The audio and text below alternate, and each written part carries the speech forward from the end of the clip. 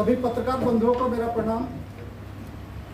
आज जैसा कि आपकी जानकारी में है, आज ये प्रेस कॉन्फ्रेंस आयोजित की गई है। इसका विशेष संदर्भ है दिल्ली सरकार की आबकारी नीति जिसकी घोषणा की गई है। इसके माध्यम से दिल्ली के 4 निगम, दिल्ली पर्यटन, Delhi civil supply, Delhi consumer और दिल्ली इंडस्ट्रीज के हजारों कर्मचारियों का भविष्य दांव पर लग चुका है। आपको ये बताना चाहते हैं हम सभी लोग कि न केवल कर्मचारियों का भविष्य दांव पे लगा है, बल्कि निगमों का अस्तित्व भी दांव पे लग चुका है। जिसका मुख्य कारण यह है कि इन चारों निगमों के माध्यम से शराब की बिक्री की जाती थी। करीब 500 के आसपास दुकानें हैं सरकारी। दिल्ली सरकार ने यह घोषणा की है कि आगे हम शराब की बिक्री सरकार के माध्यम से नहीं करेंगे, अर्थात वो निजीकरण के माध्यम से इन 500 दुकानों को चलाने की कोशिश करेंगे और उन्होंने एक टेंडर भी जारी किया है। हम ये जो उन्होंने घोषणा की है आबकारी नीति की, हम इसका पुरजोर विरोध करते हैं और ये विरोध हमारा सड़कों से लेकर कोर्ट तक रहेगा। आगे हम आपको बताना चाहते हैं कि दिल्ली सरकार ने इस योजना के तहत, इस नीति के तहत शराब की बिक्री जो हमारे युवा परचेज करते हैं, अब तक 25 वर्ष की उम्र थी, इसको घटा के 21 कर दिया है। अर्थात अब अपरिपक्व युवा भी दिल्ली में शराब पीने के लिए स्वतंत्र है। ये एक बड़ा पारिवारिक प्रश्न खड़ा हो जाएगा दिल्ली के अंदर, क्योंकि 21 साल की उम्र का बच्चा जिसकी हम सब शादी नहीं करते हैं, ये मान के चलते हैं कि अभी बहुत बालक है वो। और इस नई नीति के तहत दिल्ली सरकार ने यह भी घोषणा की है कि शराब के जो रेस्टोरेंट होंगे जहाँ सील की जाएगी, ये 3 बजे तक रात को खुलेंगे। तो ये क्या मंशा है दिल्ली सरकार की, ये कुछ समझ से परे है। इसी के साथ साथ जो इसके दुष्परिणाम सामने आए हैं, उसका यह है कि दिल्ली सरकार के इन चारों निगमों में हजारों कर्मचारी अनुसूचित जाति जनजाति के भी हैं, जो बड़ी मुश्किल से आरक्षण के माध्यम से नौकरी प्राप्त की थी। इनका आरक्षण यहाँ समाप्त हो जाता है और भविष्य में होने वाली जो नियुक्तियाँ हैं और जो वैकेंसीज हैं वो भी स्वतः ही खत्म हो जाएगी। क्योंकि आपको ये बताना चाहते हैं कि इन चारों निगमों में 90% का जो व्यापार है वो शराब के ठेकों के द्वारा था। आपकी जानकारी में होगा कि 1979 में से पहले शराब की बिक्री दिल्ली के अंदर निजी हाथों में थी, अर्थात निजी ठेके थे। लेकिन सरकार ने सोच समझ कर निर्णय लिया कि हमको दिल्ली में क्वालिटी की शराब देनी है और यहाँ क्वालिटी की शराब के लिए हम लोग सुनिश्चित करें कि सरकार के माध्यम से यह सबसे अच्छा उपाय होगा।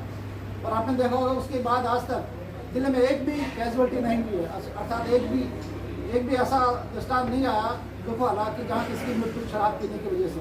जबकि आप आसपास में देखेंगे दिल्ली के चारों तरफ, अभी आपने उत्तर प्रदेश में देखा कि करीब 80 से ज़्यादा मृत्यु दिल्ली के अंदर हुआ है, अलीगढ़ में। और ऐसा अनेकों घटनाक्रम उत्तराखंड में देखने को मिला है, पंजाब में देखने को मिला है। तो ये बड़ी त्रासदी है कि ऐसी शराब का सेवन किया जा रहा है जो निजी ठेकों के द्वारा की जा रही है। तो इसका हम लोग इसीलिए विरोध कर रहे हैं कि दिल्ली के अंदर भी कहीं ऐसा ना हो, एक भारी तबाही मच जाए। और जब तक हम लोग बचे हुए थे, क्योंकि सरकारी कर्मचारी हमेशा डरता है विरोध काम करने में। दिल्ली सरकार ने ये कहा है कि हम इसको नीति को इसलिए लागू कर रहे हैं कि यहाँ पे जो बिक्री कम होती है और स्मगलिंग होती है। हम आपको जानकारी देना चाहते हैं, जैसा उन्होंने दावा किया कि हम 2000 ऐसे ठिकाने हैं जहाँ पर शराब की अवैध बिक्री की जाती है। तो हम सरकार से पूछना चाहते हैं कि आपके पास BM है, आपके पास SDM है, आपका दिल्ली की पुलिस भी है, आप क्यों नहीं कोशिश करते हैं इसको रोकने के लिए? हम जितने कर्मचारी सब आपके साथ खड़े हैं।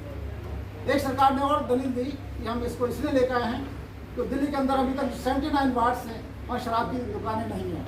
तो हम सरकार से पूछना चाहते हैं, आखिर रोका किसने था आपको? आप 79 में जो वार्ड्स हैं हमारे MCD के, उसमें आप शराब की दुकानें खोलते हैं, लेकिन वो बातें हैं, मैं आपको बताना चाहता हूँ, और खोल नहीं पाएंगे। क्योंकि कारण ये है कि 2021 का जो हमारा मास्टर प्लान है उसमें एक लाइन है और एक नियम है एक्साइज का कि जो कमर्शियल रोड्स हैं केवल शराब की दुकानें वहीं खुलेंगी। तो ये उनको भी जानकारी में था और बिना वजह का आरोप हमारे कर्मचारियों पर लगाया जा रहा है, उनको बदनाम किया जा रहा है कि हम अच्छा काम नहीं करते हैं। सच तो यह है कि सरकार को एक गाइडलाइन तय करनी थी, सरकार को लैंड ऑफ यूज चेंज करने थे, सरकार को जो कमर्शियल रोड्स जो नहीं है उनको कमर्शियल बनाना था। और उन रिमोट एरिया में दुकान खोलना था जहाँ वो चाह रहे थे।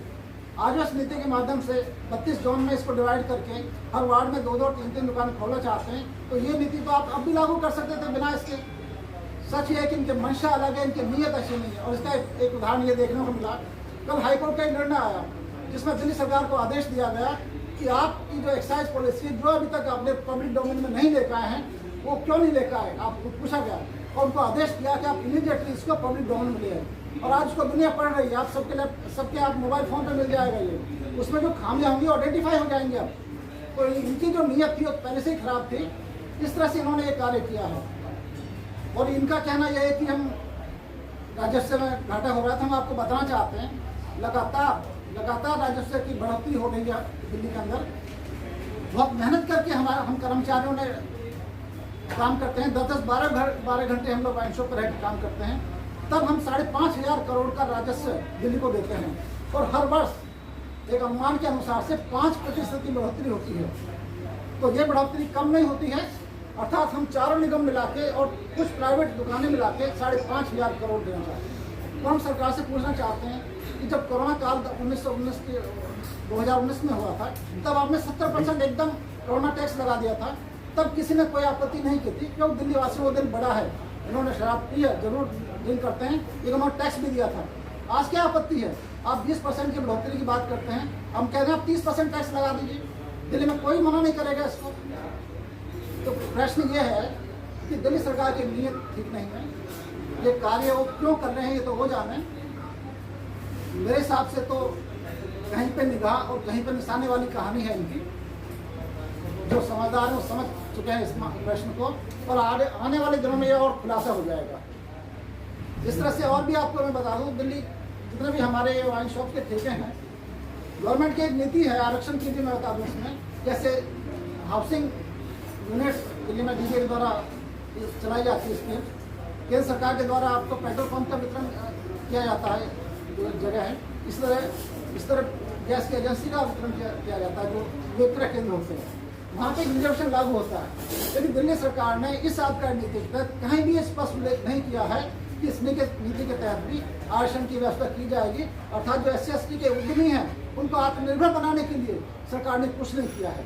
तो इस तरह से हम इस नीति का पुरजोर विरोध करते हैं। ये कुछ बिंदु हैं जो मैंने आपको बताएं। कुछ मेरे सहयोगी OP गौतम जी हैं, ये आपको बताएंगे, और मेरे सहयोगी DC कपिल जी आपको बताएंगे हम, और उसके बाद हम लोग गिरफ्तार करेंगे। तो वो मैं कहता हूँ DC कपिल जी आप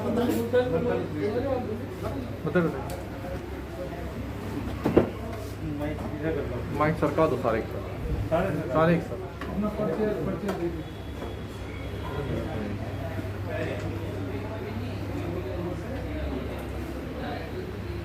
बड़े विस्तार से जाटव साहब ने आपको इस आबकारी नीतियों की खामियां गिनवाई हैं और बताने का काम किया है कि किस तरीके से ये आने वाले समय में दिल्ली की जनता को प्रभावित करेगी और इन चारों कारपोरेशन में काम करने वाले कर्मचारियों को प्रभावित करेगी। आप लोगों के माध्यम से दिल्ली सरकार का जो दोहरा चरित्र है वो जनता के सामने धीरे धीरे आ रहा है।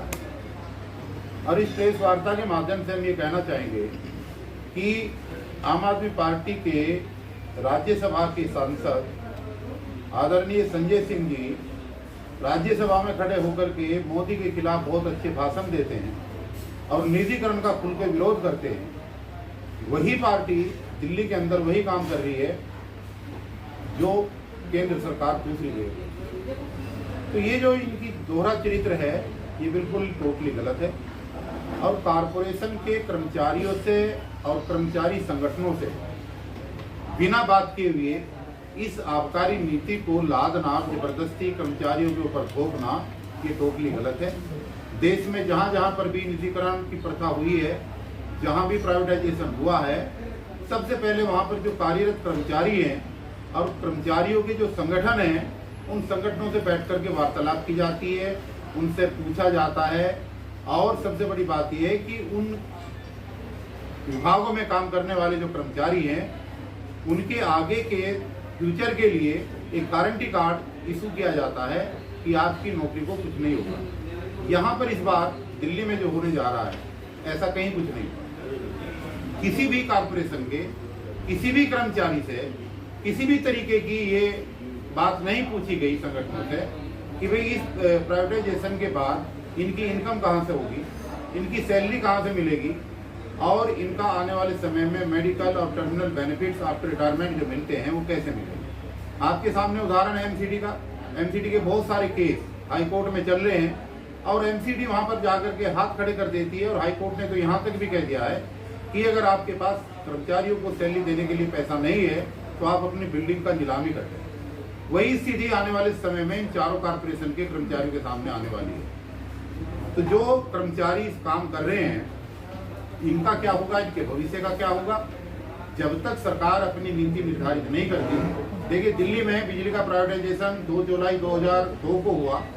उससे पहले सभी कर्मचारी संगठनों से एक त्रिपक्षीय समझौता हुआ और उसमें ये गारंटी दी गई एलजी के बिहाफ पर कि जब तक ये कर्मचारी रिटायर होंगे, रिटायर होने के बाद में जब तक इनकी डेथ होगी, क्योंकि रिटायरमेंट के बाद में उनको मेडिकल सुविधाएं और उनकी पेंशन मिलती है, जब तक इनकी टर्म्स एंड कंडीशन वही रहेंगी जो बिफोर प्राइवेटाइजेशन थी। इस तरीके का प्रोविजन, इस तरीके का प्रावधान यहाँ के निगम में काम करने वाले किसी भी कर्मचारी के साथ इस सरकार ने नहीं किया और सरकार तो कल को हाथ खड़े कर देगी, हमारे बस का कुछ नहीं है। इसलिए हम सरकार से ये आग्रह कर रहे हैं, पहले भी हमने प्रेस वार्ता के माध्यम से आग्रह किया था कि आप अपनी नीति का स्पष्टीकरण दो, कर्मचारियों के भविष्य का क्या होगा इस पर अपनी नीयत साफ करो। और अगर ऐसा ना हुआ, एक सबसे बड़ी कमी जो अभी जाटव साहब ने भी बताई है कि इसमें जो है आरक्षण की नीति की व्यवस्था नहीं की गई है। जो जहां पर भी जिस तरीके की प्रोविजन होते हैं तो आरक्षण का प्रावधान किया जाता है। जितनी भी दुकानें ये प्राइवेट करने जा रहे हैं उन दुकानों पर हमारा SC ST और OBC का कर्मचारी भी वहां पर काम करता था। उनका भविष्य तो खराब होगा ही होगा। आने वाले समय में आने वाली पीढ़ी जिनको नौकरी मिलनी थी और वैकेंसी मिलनी थी उनका रास्ता परमानेंटली बंद होगा। इसलिए केजरीवाल जी से विनम्रता पूर्वक हाथ जोड़ करके हम आग्रह कर रहे हैं कि अभी कुछ नहीं बिगड़ा है, अभी बेटी बाप पे है, आप रिजर्वेशन पॉलिसी लागू करो। कारपोरेशन में काम करने वाले सभी कर्मचारियों के भविष्य के ऊपर जो है आप त्रिपक्षीय समझौता करो कर्मचारियों के साथ बैठ करके, और अगर वो मनमानी करेंगे तो हम लोग चुप बैठने वाले नहीं। आने वाले समय में इस पॉलिसी का जब तक ये 20 तारीख तक जो प्रोविजन जो अखबारों के माध्यम से और प्रेस के माध्यम से सुन रहे हैं उसी बीच में हम विरोध करेंगे और सड़क पर बिल्कुल जम करके विरोध करेंगे। इस पॉलिसी को किसी भी सूरत में हम लागू नहीं होने देंगे, यही मेरा कहना है। इससे पहले कि OP गौतम जी मेरे सहयोगी बोले, मैं एक बात और भी आपको एक ऐलान करना चाहता हूँ। कल हमने LG साहब को, दिल्ली के मुख्यमंत्री को, दिल्ली के उप मुख्यमंत्री को एक लेटर लिखा है।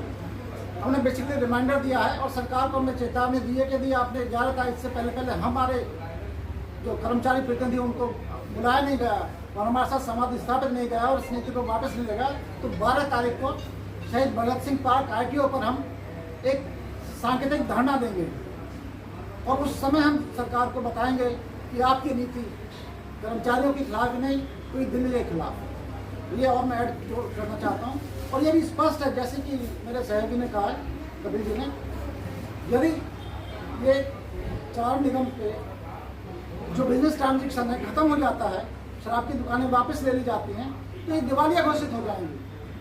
तो ये कर्मचारियों की छटनी होगी, ये सरप्लस में पूल में आ जाएंगे और सरप्लस पूल में आने के बाद ये जिनकी 5 वर्ष की नौकरी बची है, 3 वर्ष की नौकरी बची है, वो कहाँ जाएंगे। और ये स्वभाव है कि अपने घर पे अपना घर होता है और दूसरों के घरों में जाके नौकरी करना कितना कठिन होगा। और मैं कह सकता हूँ कि बेमन से नौकरी कर पाएंगे और कुछ लोग तो स्वैच्छिक रिटायरमेंट लेना पसंद करेंगे। तो एक टोटली कुठाराघात है कर्मचारियों के भविष्य के ऊपर। अब OP गौतम जी अपनी बात शुरू में कहेंगे।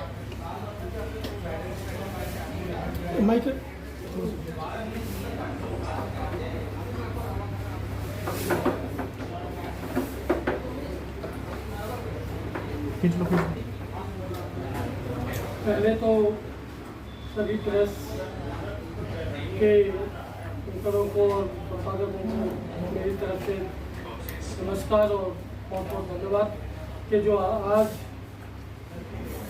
BK जाटव जी ने आबकारी नीति के ऊपर दिल्ली सरकार के जो नाम है उसके ऊपर ये जो प्रेस वार्ता बुलाई है, क्योंकि ये प्रेस वार्ता जो बिल्कुल बहुत अच्छे मौके पर बुलाई है।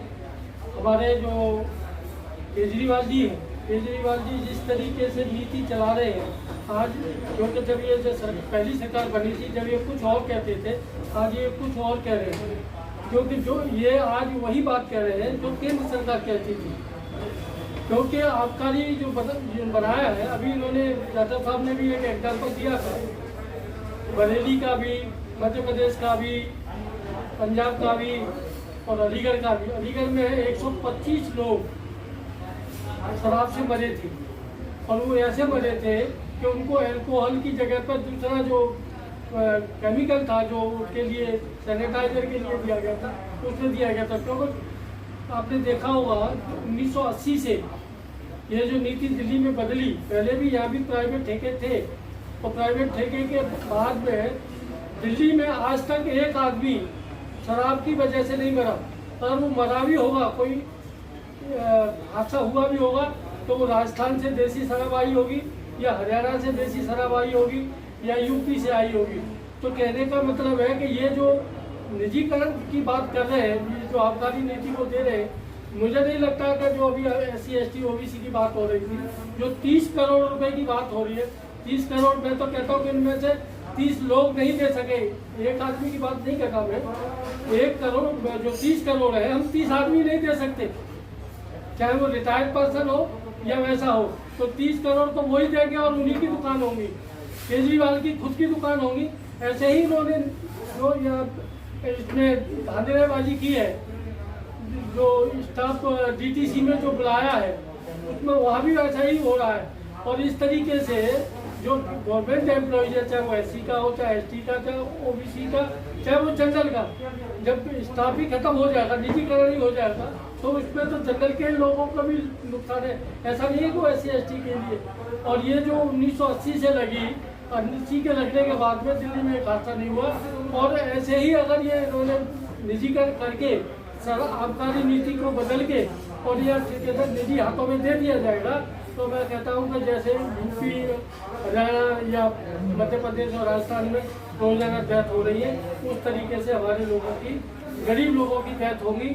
और ये जो और भुखमरी भी होगी। जो हम लोग नौकरी कर रहे हैं, वैसे नियम ये होता है कि जो आदमी जिस नौकरी पर लगा है, जिस रूल रेगुलेशन के तहत लगा है, जब तक वो रिटायर नहीं होता, जब तक उसके साथ वही रूल रेगुलेशन लागू होते हैं। ऐसा नहीं है कि उन्हें बीच में जाके हटा दो और उनको नौकरी से हटा दो, कहते भाई हमारा स्टाफ शॉर्टेज में है, ये है। लेकिन ऐसा होता नहीं, क्योंकि अब जो आज नीति है, हम भी सोचते थे कि केजरीवाल जी बहुत अच्छा काम करेंगे तो दूसरी नीति आई, लेकिन मुझे लगता है कि ये कहने में कोई संकोच नहीं है कि जो केंद्र सरकार कर रही है वही केजरीवाल सरकार कर रही है। वही मैं अपनी पारी को विराम लगाता हूँ। नमस्कार। ये सब तथ्य आपके सामने हमने रखे हैं। यदि आप लोग को प्रश्न हम सबसे है तो हम अवश्य उसका जवाब देने की कोशिश करेंगे। अगर 8 तारीख के सांकेतिक धरने के बाद में सरकार आपकी बात नहीं सुनती तो फिर अगला कदम क्या होगा? हमारा 21 जुलाई को ड्राई डे है, उस दिन हमारा एक बड़ा आंदोलन होगा और उस दिन भी नहीं रुकती तो आगे फिर एक ड्राई डे हमारा 10 अगस्त को आएगा, तब हम एक बड़ी योजना के साथ काम करेंगे। लेकिन इतना ही नहीं, हम इसको लगातार सरकार को निवेदन करेंगे और हम दिल्ली की जनता को ये समझाने की कोशिश करेंगे, हम सर्वे करेंगे और कराएंगे कि दिल्ली में आपको क्या चाहिए। आपको एक अनुशासित कर्मचारी के माध्यम से शराब की बिक्री चाहिए या मनमानी करने वाले उस प्राइवेट दुकानदारों से आपको शराब की बिक्री चाहिए। पिछली सरकार में आप तमाम साथियों ने खुलकर बीजेपी को हटाने के लिए या बीजेपी को हराने के लिए केजरीवाल सरकार का समर्थन किया था और एक बड़ी सभा हुई थी। आज ऐसी क्या बात है कि केजरीवाल साहब आपके हाथों से बाहर निकल रहे हैं? आप उन्हें कब्जे में क्यों नहीं ले पा रहे या आप उनको दबाव में क्यों नहीं ला पा रहे?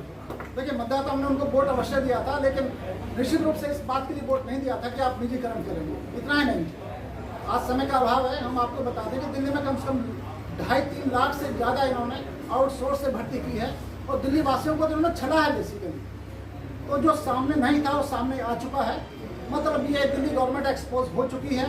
इनके पास इंफ्रास्ट्रक्चर के लिए पैसा नहीं है, क्योंकि इन्होंने कुछ और योजना जो अनावश्यक योजना है उस पर पैसा खर्च कर रहे हैं। तो हम ये कहते हैं कि वोट जरूर दिया था, लेकिन इस बात के लिए कतई नहीं दिया था कि आप प्राइवेट संस्थाओं को निजीकरण करें। ये इनकी शुरुआत है। देखिए होगा क्या, इन निगमों का जब दिवालिया निकल जाएगा तो इनके पास जो लैंड बेस्ड प्रोजेक्ट हैं, जैसे गार्डन ऑफ 5 सेंसेस है, जैसे कि और आपका कांगन हेडी के प्रोजेक्ट हैं दिल्ली पर्यटन के, वैसे हर विभाग हर निगम के अपने लैंड बेस्ड प्रोजेक्ट हैं। उन प्रोजेक्टों को, उन लैंड बेस्ड जो प्रोजेक्ट हैं उनको ही नीलामी लगा देंगे। यही होता आया है। अब इस तरह से ये करने की कोशिश करेंगे तो हम तो सड़कों पे आके इस आंदोलन को करेंगे, और हम पूरी कोशिश होगी कि दिल्ली वासियों को साथ लेकर हम ये कह सकें कि हम ये काम नहीं होने देंगे, नहीं होने देंगे। पीपल साहब, 200 गाड़ियाँ केजरीवाल सरकार लाई थी ये कह करके हम ऐसी कैटेगरी के लोगों को ड्राइवर कंडक्टर बनाएंगे इन गाड़ियों में। आपके सामने सामने वो गाड़ियाँ आई, दिल्ली में बांटी भी गई, और आज आरोप ये लग रहे हैं कि उन 200 गाड़ी में एक भी SC/ST का कर्मचारी उन गाड़ियों पर नहीं है जो सीवर में ऑटोमेटिक सफाई कर रही है। उसके बावजूद आप लोग शांत हैं।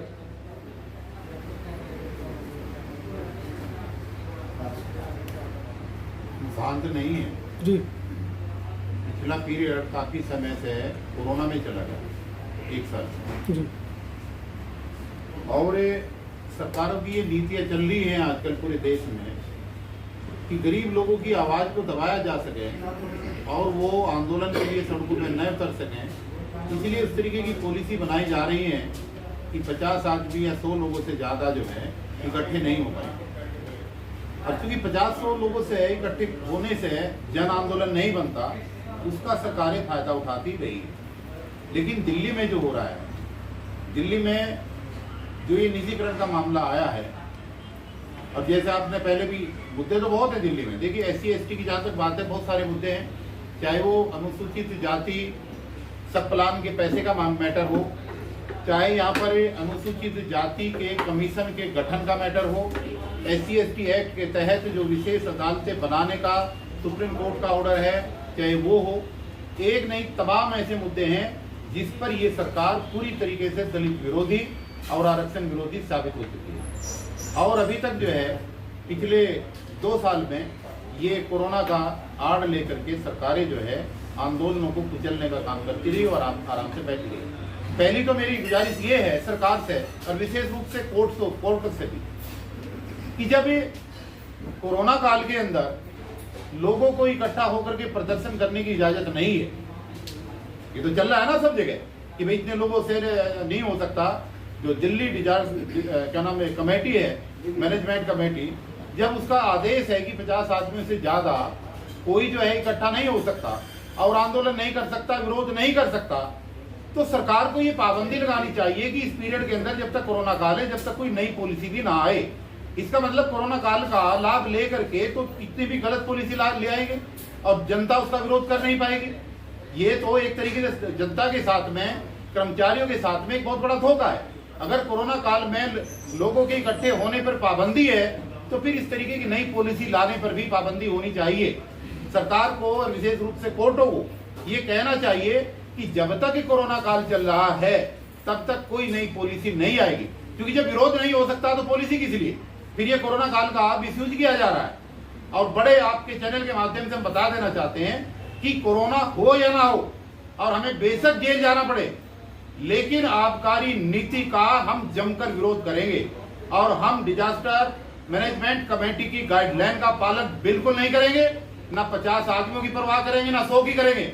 अगर हम आबकारी नीति का जो है ना विरोध करने के लिए सड़क पर उतरेंगे तो हम हजारों की संख्या में उतरेंगे और सारे सामाजिक संगठनों को लेकर के उतरेंगे। हम इसके लिए पीछे नहीं हटेंगे, बिल्कुल नहीं हटेंगे, चाहे जेल जाना पड़े इसके लिए। नहीं तो सरकार इसके लिए मना करे, और जब तक कोरोना काल है, जब तक हम हमारे ऊपर जो है सोशल डिस्टेंसिंग का औपचारिकता है उसको निभाने की, तो तब तक जो है सरकार को भी चाहिए कि नई पॉलिसी का इस देश के अंदर रोक लगाए इसके ऊपर। अगर पॉलिसी आएगी तो हम विरोध करेंगे, पक्का करेंगे, 100% करेंगे। धन्यवाद। Thank you very much. आपके लिए जलपान की सब्सक्राइब करें आपके अपने चैनल समता आवाज़ टीवी को, बेल आइकन दबाना ना भूलें सबसे पहले हमारी वीडियो देखने के लिए।